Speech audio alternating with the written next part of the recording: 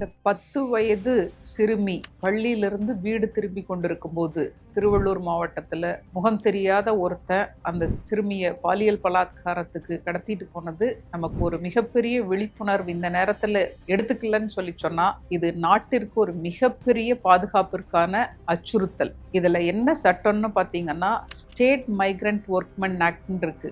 எந்த மாநிலத்திலிருந்து தமிழ்நாட்டிற்கு வந்தாலும் அல்லது தமிழ்நாட்டிலிருந்து வேற எந்த மாநிலத்துக்கு போனாலும் அங்கிருந்து வரக்கூடிய அந்த தொழிலாளர்களுடைய பதிவுங்கிறது அந்த மாநில அரசிடம், குறிப்பா அந்த தொழிலாளர் துறையுடன் அது இருக்கணும். அது இல்லை. இப்போ அவனை 15 நாளாகி கூட கண்டுபிடிக்க முடியல. அப்படி இருந்தா இன்னைக்கு லட்சக்கணக்கில் இடம்பெயர்வு நடந்துட்டு இருக்குது. இந்த இடம்பெயர்வெல்லாம் நிறைய கிரைம் நடக்குது. இதெல்லாம் முடிவு கொண்டு வரணும்னா இந்த நிகழ்வு, இந்த குழந்தைக்கு நிகழ்ந்த நிகழ்வை நம்ம ஒரு மிகப்பெரிய புரட்சியாக மாற்றி இந்த சமூகத்துக்கான பாதுகாப்பை ஏற்படுத்தலை அப்படின்னு சொல்லி சொன்னா நம்மளுடைய பாதுகாப்பு ரொம்ப ரொம்ப கேள்விக்குறியா தான் போகும். நம்ம விழிப்பாய் இருப்போம். தமிழக பெண்கள் இயக்கத்தில் இணையுங்கள். அமைப்பாக சேர்ந்து பாதுகாப்பை உறுதி செய்வோம்.